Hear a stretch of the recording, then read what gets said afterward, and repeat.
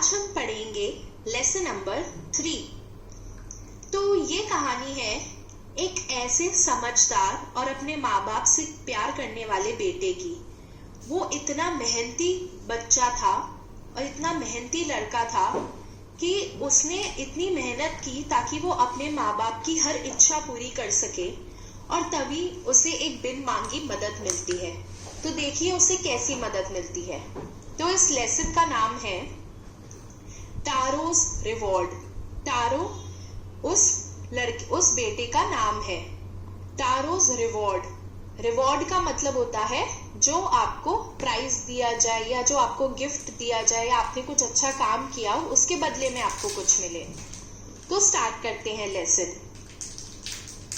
A young woodcutter named Taro lived with his mother and father on a lonely hillside. All day long he chopped wood in the forest. Though he worked very hard, he earned very little money. This made him sad, for he was a thoughtful son and wanted to give his old parents everything they needed. एक जवान लकड़हारा, would cutter का मतलब होता है लकड़हारा, young का मतलब होता है जवान। एक जवान लकड़हारा यानी कि लकड़ी काटने वाला जिसका नाम टारो था, वो अपने माता पिता के साथ एक सुनसान पहाड़ी पर रहता था। सारा दिन वो लकड़ी काटता था जंगल में। वैसे वो बहुत मेहनत करता था पर फिर भी वो बहुत कम पैसे कमा पाता था, क्योंकि वहां पर लकड़ी का पैसा बहुत कम मिलता था। इससे वो और दुखी होता था क्योंकि वो बहुत सोचता था अपने माँ बाप के लिए और चाहता था कि वो अपने बूढ़े माँ बाप को वो सब दे जो उन्हें चाहिए। One evening when Taro and his parents were sitting in a corner of their hut, a strong wind began to blow. It whistled through the cracks of the hut and everyone felt very cold. Suddenly Taro's father said, "I wish I had a cup of save. It would warm me and do my old heart good." एक शाम को जब tarot और उसके माँ बाप अपनी झोपड़ी के एक कोने में बैठे हुए थे, तभी जोर से हवा चली। वो हवा उस झोपड़ी में जितने भी छेद हुए थे उनसे सीधी अंदर घुसी। तभी टारो के बाबा ने यानी कि उसके पिता ने कहा, काश मेरे पास एक कप होता फावे का। फावे एक बहुत ही नामी जापानीज यानी कि जापानी ड्रिंक है, यानी कि पीने के लिए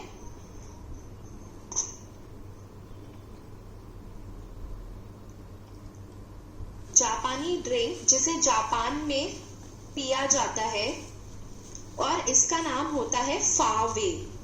तो टारो के पिता ने कहा, काश मेरे पास एक कप होता फावे का, ताकि उससे मैं गर्म रहता और मुझे ठंड कम लगती और मेरा बूढ़ा दिल भी ठीक रहता। This made Taro sadder than ever, for the heart-warming drink called fave was very expensive. How do I earn more money? He asked himself. How do I get a little fave for my poor old father? He decided to work harder than before. इससे tarot और दुखी हो गया, क्योंकि जो दिल को गर्म करने वाली ये ड्रिंक यानी कि जैसे हम चाय पीते हैं ना, वैसे ही फावे एक पीने की चीज है। क्योंकि जो ये पीने के लिए फावे थी वो बहुत ही महंगी होती है। उसने अपने आप से पूछा, मैं कैसे और पैसे कमाऊं ताकि मैं अपने बूढ़े माँ बाबा के लिए थोड़ा सा फावे ला सकूं। उसने सोचा कि वो पहले से भी ज्यादा काम करेगा और पहले से भी मेहनत से काम करेगा। Next morning Taro jumped out of bed earlier than usual and made his way to the forest. He chopped and cut as the sun climbed. and soon he was so warm that he had to take off his jacket. His mouth was dry and his face was wet with sweat. My poor old father, he thought, if only he was as warm as I. अगली सुबह tarot अपने बिस्तर से वो जब उठता था उससे बहुत पहले उठ गया और सीधा जंगल चला गया. उसने लकड़ी काटी और तब तक काटता गया जब तक सूरज उगा और बहुत जल्द उसे बहुत गर्मी लगने लगी और इतनी गर्मी लगने लगी कि उसे अपना जैकेट भी उतारना पड़ा. उसका मुंह पूरा सूख चुका था और उसका चेहरा पसीने से बिल्कुल गीला हो चुका था. उसने सोचा, मेरे गरीब बूढ़े बाबा, मेरे गरीब बूढ़े पिता, काश वो उतने गर्म हो पाते अभी जितना मैं हूं.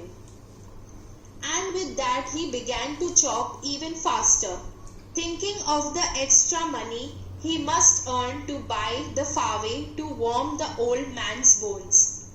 और ये सोचकर ही उसने और ज्यादा तेजी से लकड़ियां काटना शुरू किया, ये सोचकर कि इनसे वो जितना और एक्स्ट्रा पैसा कमाएगा ताकि वो फावे खरीद सके अपने बूढ़े बाप की हड्डियों को गर्म रखने के लिए.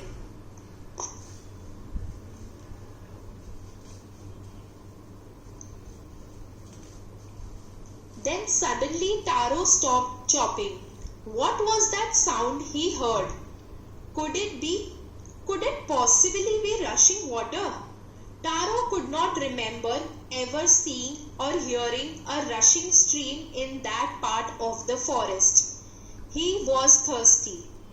The axe dropped out of his hands and he ran in the direction of the sound. तभी अचानक से टारो ने लकड़ियां काटना रोक दिया. वो क्या आवाज थी जो उसने सुनी? क्या सच में उसने बहते हुए पानी की आवाज सुनी? टारो को याद नहीं आया कि कभी भी उसने जंगल के इस कोने में या तो देखा हो या सुना हो बहते हुए पानी को या नदी को. उसे बहुत प्यास लगी थी. उसके हाथ से कुल्हाड़ी गिर गई और वो जहां से आवाज आ रही थी उस दिशा में भागा.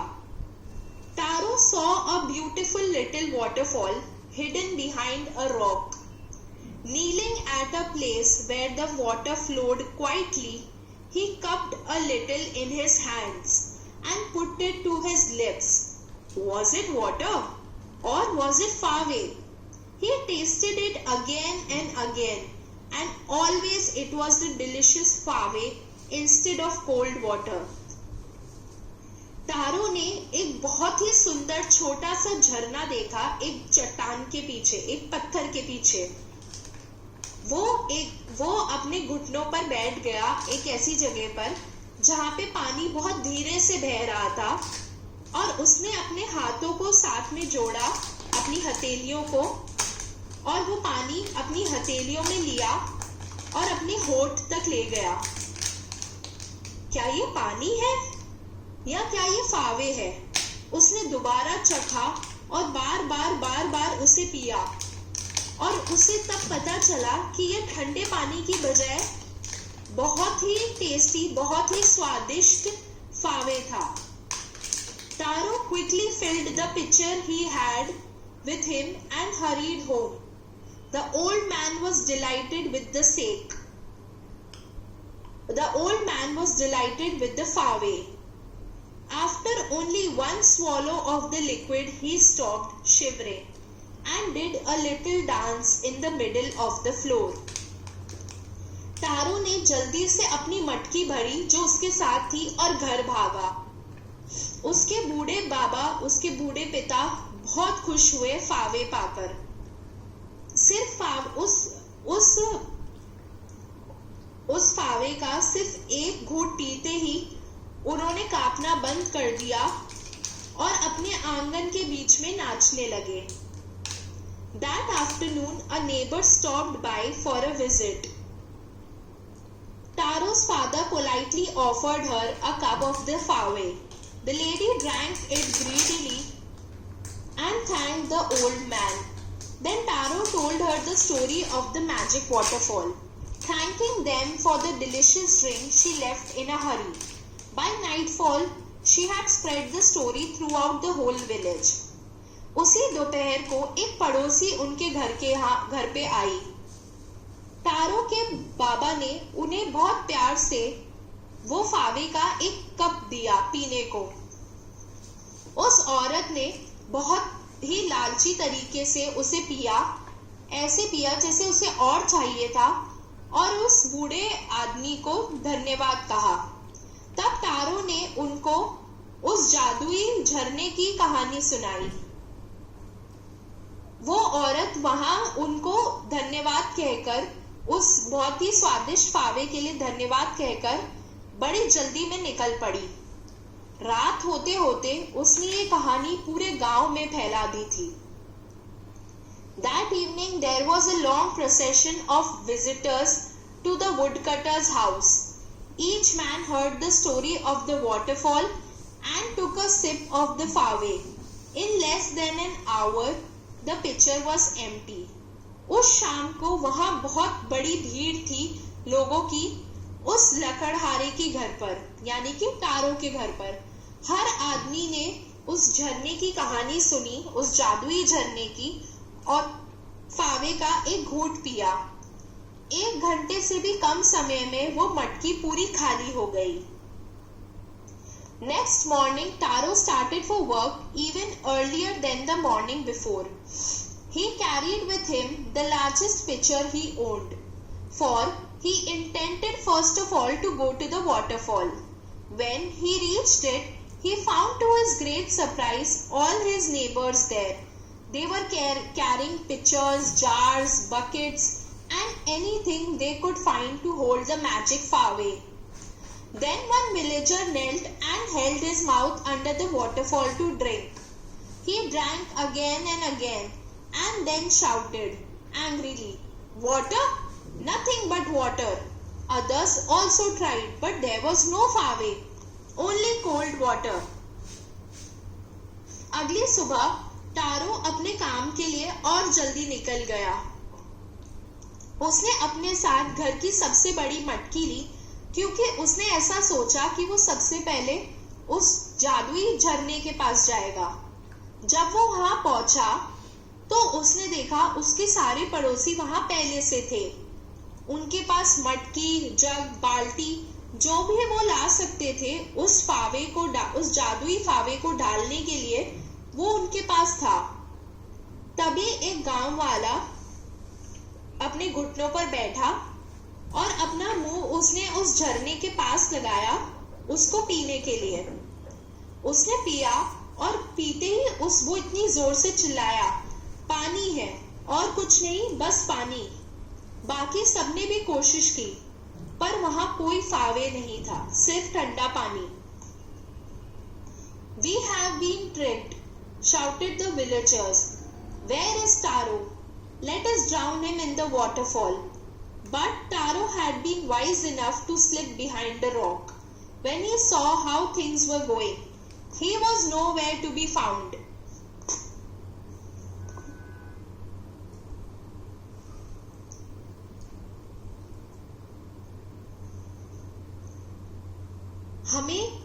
हमें हमारे साथ टारो ने मजाक किया है, हमें उसने छला है. सारे गांव वाले चिल्लाए, "कहाँ है टारो? चलो उसे इस झरने में डुबो दे."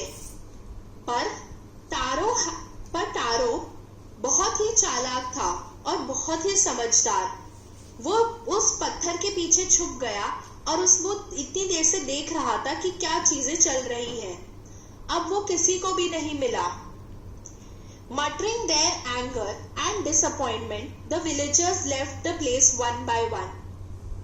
Taro came out from his hiding place. Was it true? He wondered. Was the fave a dream?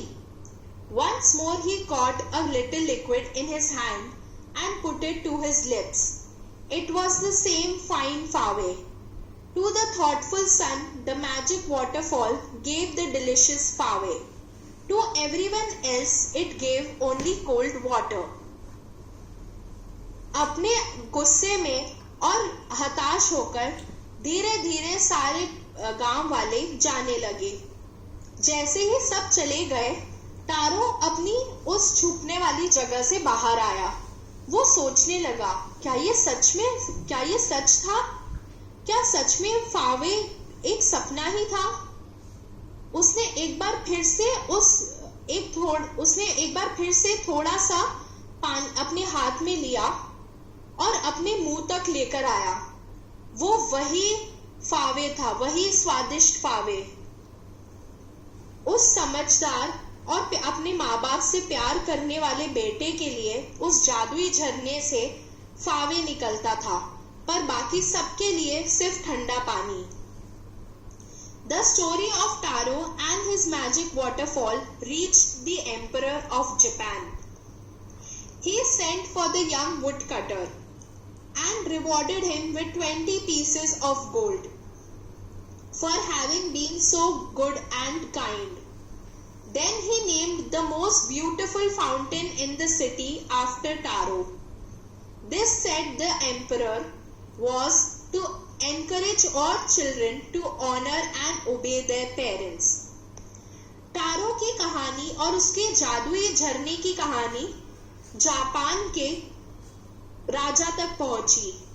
उन्होंने उस जवान लकड़हारे यानी कि टारो को बुलाया और उसे 20 सोने की अरशियां यानी कि 20 सोने के सिक्के तोहफे में दिए, क्योंकि वो इतना अच्छा और इतना नेक दिल इंसान था जो अपने माता पिता के बारे में इतना सोचता था। और उसके बाद उन्होंने शहर का सबसे खूबसूरत झरना टारो के नाम पर रखा। उन्होंने शहर के सबसे खूबसूरत झरने को टारो का नाम दिया। और ये राजा ने कहा कि उन्होंने ऐसा इसलिए किया ताकि जापान का हर बच्चा इस बात से प्रेरित होकर अपने माता पिता का सम्मान करे और उनकी बात माने और उनसे उतना ही प्यार करे। तो देखा आपने, ये कहानी कितनी अच्छी थी। चलो अब इसके क्वेश्चंस करते हैं। तो पहला क्वेश्चन है, Why did Taro run in the direction of the stream? Taro उस नदी की दिशा में क्यों भागा?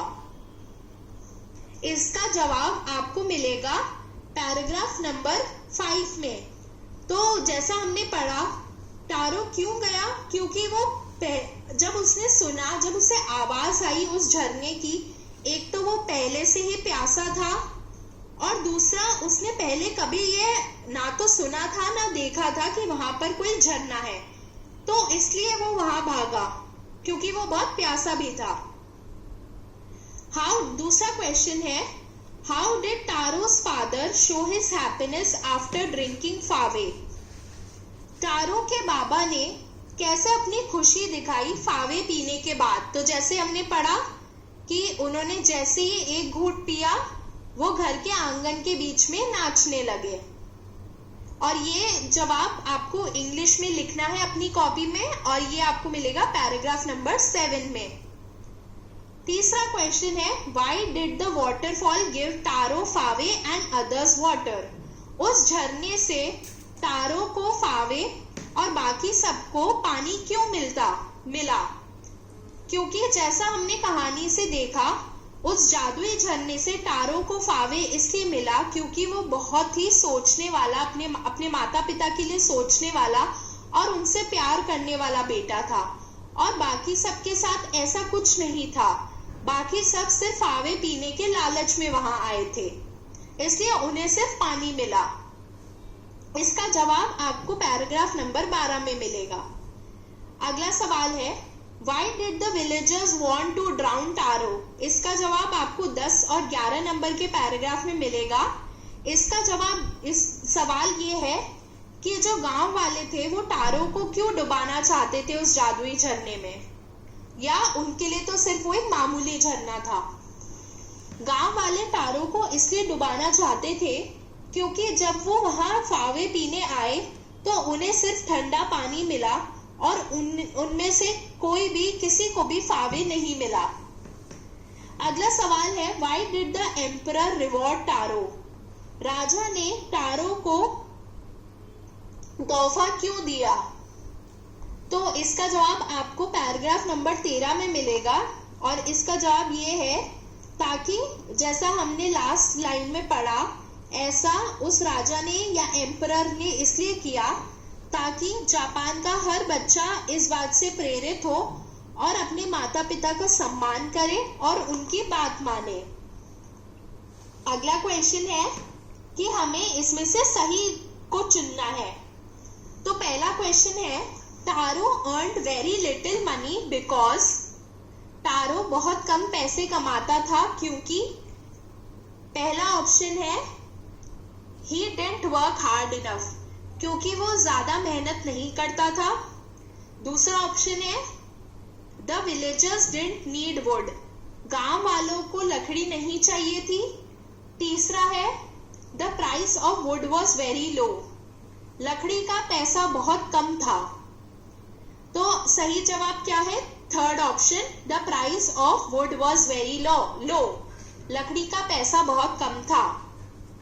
अगला सवाल है, Taro decided to earn extra money. Taro ने सोचा कि वो और पैसे कमाएगा, एक्स्ट्रा पैसे कमाएगा, क्यों? पहला ऑप्शन है to live a more comfortable life, ताकि वो एक अच्छी जिंदगी जी सके। दूसरा है to buy his old father some fave, ताकि वो अपने बूढ़े बाबा के लिए फावे खरीद सके। तीसरा है to repair the cracks in the hut, ताकि वो अपनी झोपड़ी के छेद को सही करवा सके।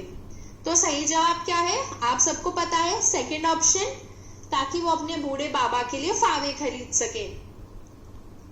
थर्ड क्वेश्चन है, द नेबर लेफ्ट टारोस हट इन अ हरी बिकॉज। पहला ऑप्शन, जो पड़ोसी थी वो टारो के झोपड़ी से जल्दी में निकली क्योंकि पहला, she was delighted with the drink, उसे वो फावे पीकर बहुत खुशी हुई। दूसरा, she was astonished to hear Taro story, वो बहुत भौचक्की रह गई टारो की कहानी सुनकर। तीसरा, she wanted to tell the whole village about the waterfall, उसे पूरे गांव को उस झरने के बारे में बताना था। तो आप सबको पता है इसका सही आंसर है तीसरा option, she wanted to tell the whole village about the waterfall. अगला क्वेश्चन है, strike off the words in the box below that are not suitable. आपको इस बॉक्स में से उन सारे शब्दों को काटना है जो आपको लगता है सही नहीं है। Taro wanted to give his old parents everything they needed. Taro अपने माँ बाप को, बूढ़े माँ बाप को वो सब देना चाहता था जो उन्हें चाहिए। ये दिखाता है कि वो क्या था, जैसा हमने कहानी पे पढ़ा है, थॉटफुल एंड लविंग। तो पहला जो वर्ड है थॉटफुल, THOUGHTFUL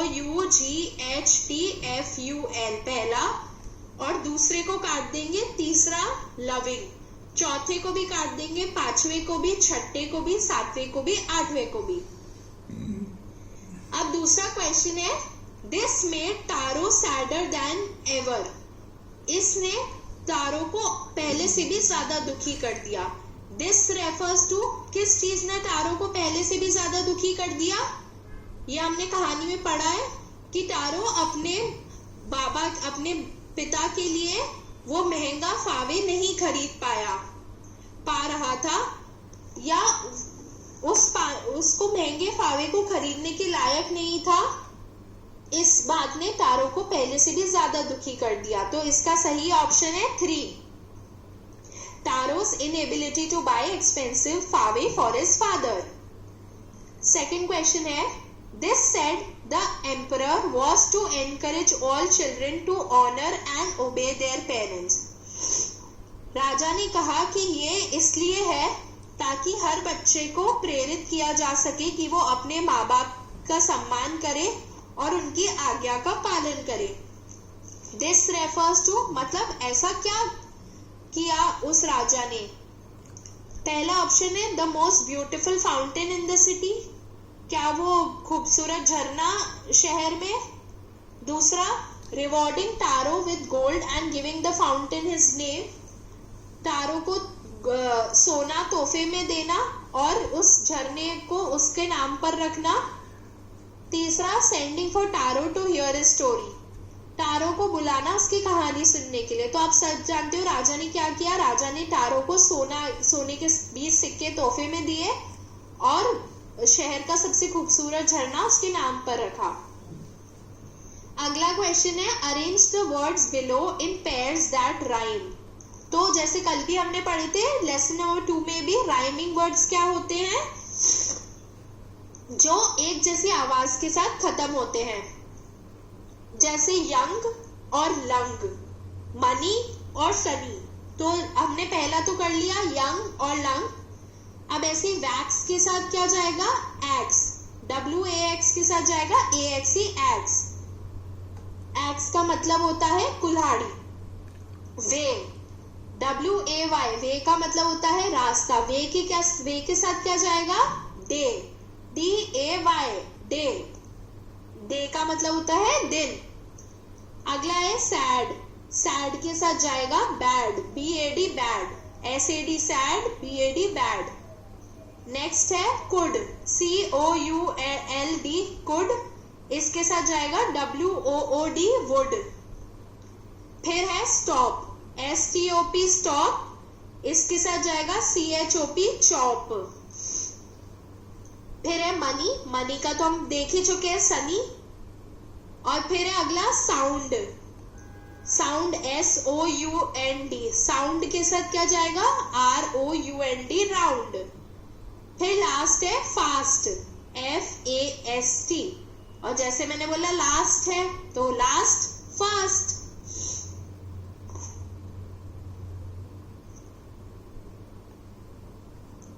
नेक्स्ट क्वेश्चन है, fill in the blanks with words from the box. A dash woodcutter lived on a dash hillside. तो जैसे हमने ऊपर पढ़ा है, a young woodcutter lived on a lonely hillside. He was a dash son who worked dash. He was a thoughtful son who worked hard but earned dash money, but earned little money. One day he saw a beautiful waterfall hidden behind a rock. He tasted the water and found it delicious. Second question है, find the sentences in the story and fill in the blanks. तो आपको ये sentences कहानी में मिलेंगे और आपको ये रिक्त स्थान भरने हैं। तो पहला है, this made Taro dash them ever. तो जैसा हम थर्ड पैराग्राफ में देखेंगे, कोष्टक में लिखा हुआ है ना 3, तो थर्ड पैराग्राफ में देखेंगे this made Taro sadder than ever. अगला है, he decided to work harder than before.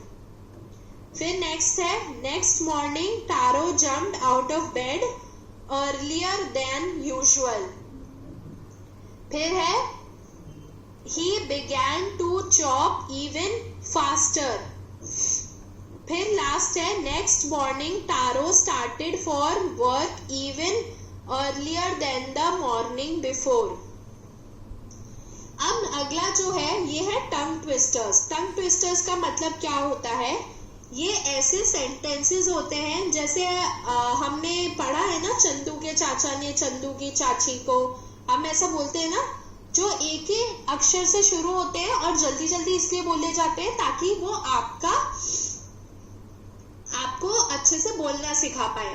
तो आपको इंग्लिश में ये बोलना है और इनको अच्छे से याद करना है, और जितनी जल्दी और जितना साफ बोल सको उतना बोलने की कोशिश करना मेरे पीछे पीछे। ठीक है, तो स्टार्ट करते हैं। How much wood a woodchuck if a woodchuck wood. हंसी आई ना सुनकर, फिर से करते हैं। How much wood a woodchuck if a woodchuck wood. अब आप बोलने की कोशिश करना। अगला है, Betty bought a bit of butter, but the bit of butter was a little bitter, So she bought some better butter to make the bitter butter better. इसमें तो और ज्यादा हंसी आई ना, फिर से करते हैं. Betty bought a bit of butter, but the bit of butter was a little bitter. So she bought some better butter to make the bitter butter better. अगला क्वेश्चन है, तो जैसे आपने देखा story टारो's reward shows that Taro is thoughtful, hardworking and also wise. Read aloud the parts of story that shows these qualities in Taro. Taro's reward यानी कि कहानी हमें ये दिखाती है कि टारो कैसे बहुत सोचने वाला और बहुत मेहनती और समझदार लड़का था. तो अब हमें इस कहानी में से उन सारे हिस्सों को पढ़ना है जहाँ पे टारो की ये खूबियां दिखती है. तो ऐसा हमें कहाँ दिखाई देता है कि टारो बहुत समझदार था और बहुत सोचने वाला. जैसे हमने पढ़ा ना, जब टारो ने ये देखा कि उसके बाबा को फावे चाहिए तो उसने सोचा वो और ज्यादा मेहनत करेगा. तो ये क्या दिखाता है, वो थॉटफुल है. अगले दिन वो जल्दी सुबह उठ गया और वहां जाकर उसने लकड़ियां और जल्दी जल्दी काटना शुरू की. दिखाता है कि वो मेहनती है.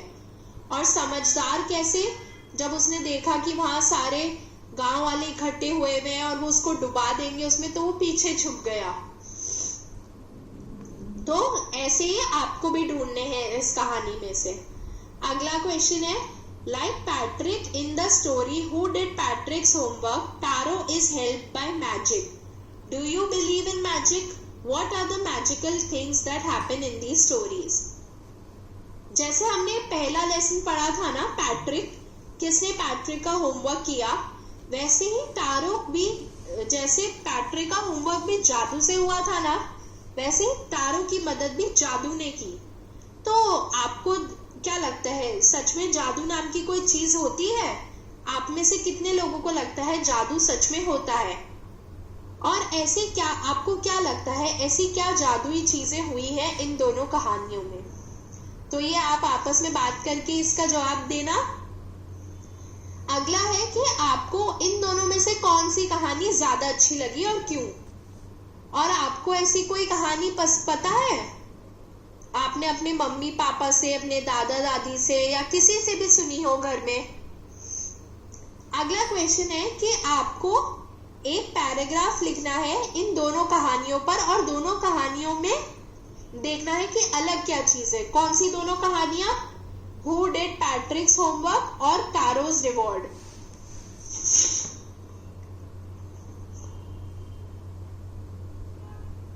अगला क्वेश्चन है कि अब हम देखेंगे यहाँ 3 बच्चे बातें कर रहे हैं, तो सुनते हैं कि वो क्या बात कर रहे हैं. I think swimming is more difficult than driving. एक लड़के ने कहा. उसके पास वाले लड़के ने कहा I think it is much less difficult. फिर तीसरे ने कहा anyhow, neither of them is as difficult as learning English. तो आपको क्या लगता है किस बारे में बात कर रहे हैं? तो पहले लड़के ने कहा मुझे लगता है कि तैरना गाड़ी चलाने से कहीं ज्यादा मुश्किल है. दूसरे ने कहा मुझे लगता है कि तैरना थोड़ा कम मुश्किल है गाड़ी चलाने से.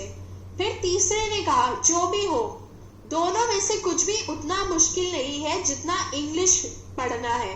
तो आपको भी ऐसा लगता है? अगला क्वेश्चन है कि अब आपको यहाँ बहुत सारी चीजें दी गई है, तो आपको इनमें से ये डिसाइड करना है कि कौन सी सबसे अच्छा काम है, कौन सा सबसे बोरिंग काम है, कौन सा सबसे खतरनाक, कौन सा सबसे सेफ यानी कि सुरक्षित काम है, किस काम को करने से आपको तोहफे मिलते हैं और कौन सा काम करने में मजा आता है. जैसे कुकिंग, कुकिंग का मतलब होता है खाना बनाना. दूसरा है निटिंग, निटिंग का मतलब होता है सिलाई करना. निटिंग का मतलब होता है बुनना, क्या बुनते हैं हम? स्वेटर. तीसरा है रीडिंग, रीडिंग यानी पढ़ना. फिर चौथा है वॉकिंग, वॉकिंग यानी चलना. पांचवा है पेंटिंग, पेंटिंग यानी पेंट करना. फिर है फिशिंग, फिशिंग का मतलब है मछली पकड़ना. फिर है डांसिंग, मतलब डांस करना, नाचना. फिर है सुइंग, सुइंग का मतलब होता है सिलाई करना। फिर है स्विमिंग, स्विमिंग का मतलब तैरना। वॉचिंग टीवी मतलब टीवी देखना। प्लेइंग फुटबॉल, फुटबॉल खेलना। लिसनिंग टू म्यूजिक, गाने सुनना। माउंटेन क्लाइंबिंग, पहाड़ पे चढ़ना।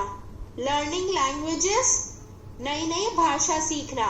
स्टैम्प कलेक्टिंग, जो पोस्ट कार्ड पे स्टैम्प आते हैं ना, जो डाकिया लेकर आते हैं जिससे उनपे छोटे छोटे स्टैम्प लगे होते हैं, उनको इकट्ठा करना।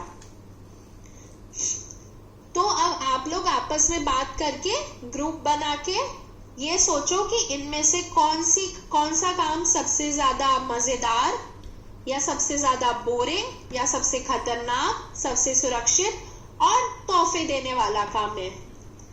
अगला क्वेश्चन है कि आपको इन सारे शब्दों के आगे दो नए ऐसे शब्द लिखने हैं जो इनसे राइम करते हो, मतलब जो इनके जैसी आवाज के साथ खत्म होते हो। जैसे बेड के साथ क्या होगा, BED बेड, RED रेड। अब अगला आप सोचना।